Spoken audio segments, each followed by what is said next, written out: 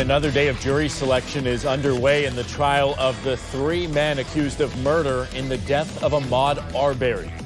The judge is asking potential jurors to be patient during the process, but he admits it is moving slower than he'd like. News4JAX reporter Marilyn Parker is live at the Glynn County Courthouse in Brunswick.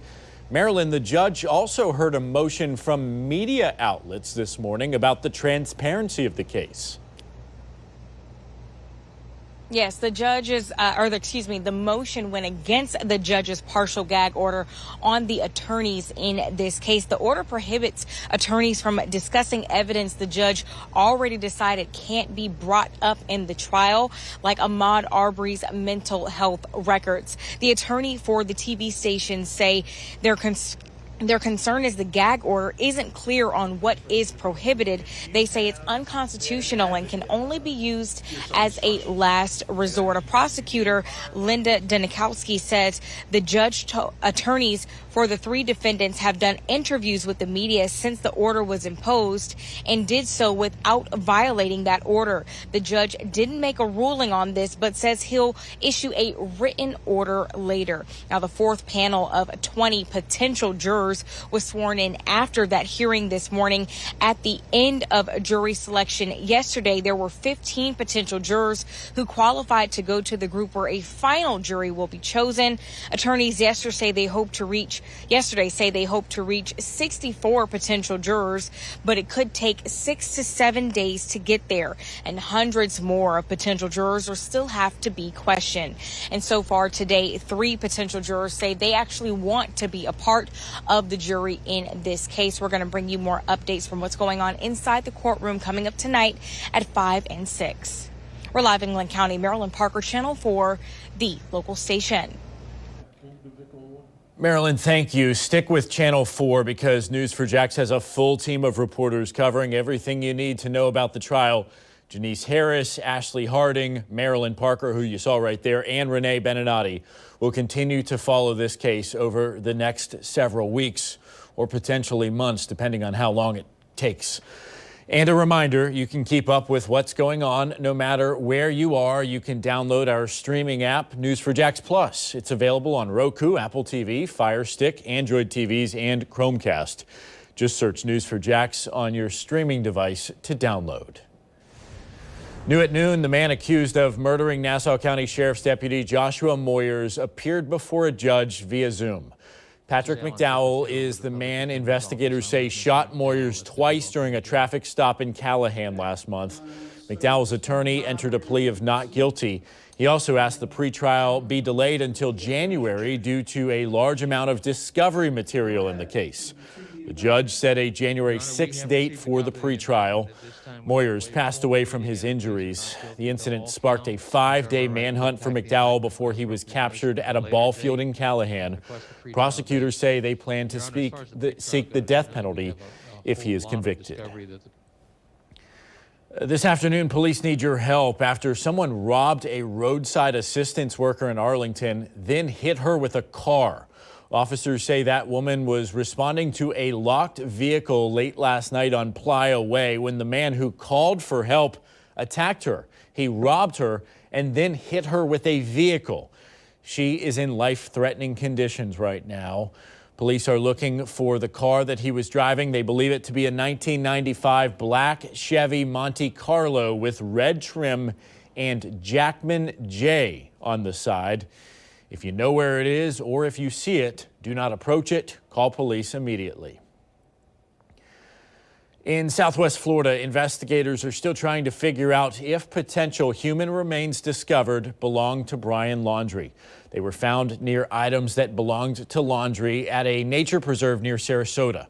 Laundrie is considered a person of interest in the disappearance and death of his fiancée, Gabby Petito, who was found strangled after he returned home from their cross-country trip. Yesterday, Laundrie's parents, Chris and Roberta Laundrie, took part in the search. The Laundrie family's attorney says Chris found a bag lying in the woods moments before he was notified that a body had been discovered. Florida Governor Ron DeSantis is calling for a special session to pass a law blocking federal mandates. He made the announcement during a news conference on vaccines in Clearwater this morning. We have a federal government that is very much trying to use the heavy hand of government to force a lot of these injections. And you have a lot of folks that actually believe that that decision should be theirs, and that we believe in having basic medical freedom and individual choice, and that your right to earn a living should not be contingent upon COVID shots. The governor also says the state may sue the federal government over mandates for contractors as well as hospital workers.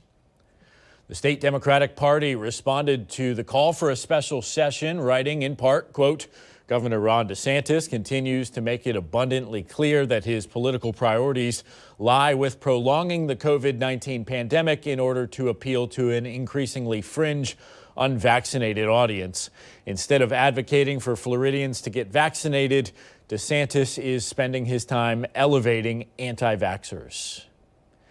Plans for Jacksonville's downtown riverfront are constantly changing, and now one local developer is saying we need to bring them all together with a comprehensive design. Steve Adkins is asking the city to do just that. He's talking about development plans from the old landing site and City Hall all the way down to the Berkman. News for Jax reporter Jim Piggott was there this morning as Atkins laid out another proposal that calls for using the St. Johns River as a power plant for all of the new developments. Jim is live at the landing site to show us what could happen here. Jim? You know, Vic, lots of ideas have been floating about this. This is the landing site. We've seen the designs that they have for a public park in this area. Some of that controversial, but there's also plans for development around here as well. And that's what Atkins was talking about, tying it all together. But he did make one interesting proposal today, and that involves the St. Johns River here. You know how strong the current is down here? Well, he says he has backers that they could turn this kind of into a power plant per se. Put turbines down at the bottom of the river and use that to funnel the power that would be needed for all of this downtown development. But what he says really needs to happen is to tie all of this together. Where the old City Hall once stood, the courthouse, and even the Berkman, all should be unified. We believe that the decisions that we're going to be making now are going to affect our city as a whole for the next 50 to 60 years. What we do on our North Bank in downtown Jacksonville is largely representative of the city as a whole, and we believe that we have to get this plan right. Now, what Atkins is saying is he wants to hear from the city to see if they're going to buy into his idea, maybe within the next 3 months, before they start sending out requests for proposals for other ideas. I checked with the mayor's office today. They go, this is ambitious, and they believe that the Downtown Investment Authority, who oversees all of this, should consider all ideas, and this is one that they should consider. For now, we're live downtown. Jim Piggott, Channel 4, the local station. All right, Jim, thank you for that. State troopers are investigating a deadly crash where a bicyclist was hit and killed by a car on Jacksonville's west side. This happened late last night on Beaver Street. The bicyclist was hit by a red Chevrolet pickup and died on the scene. The investigation continues. Okay, want to give you a warning. If you are hearing explosions or gunfire tomorrow, don't be alarmed. The Naval Air Station Jacksonville will be holding a training exercise on base from 8 in the morning until 2 in the afternoon. The training is part of the Tactical Combat Casualty Care Program. It's going to be centered at the hospital there. It's meant to prepare medical professionals at the hospital to perform their jobs under battlefield conditions. Former President Donald Trump is set to launch his own social media site. He said the platform would stand up to the tyranny of big tech. Invited guests to what's called Truth Social will happen next month, and there will be a nationwide rollout in the first quarter of 2022 if all goes according to plans. Earlier this year, Trump launched a website that was shut down after about a month. Online shopping is expected to hit a record this holiday season. The reasons you do not want to wait until the last minute to hit checkout. And a salmonella outbreak that could affect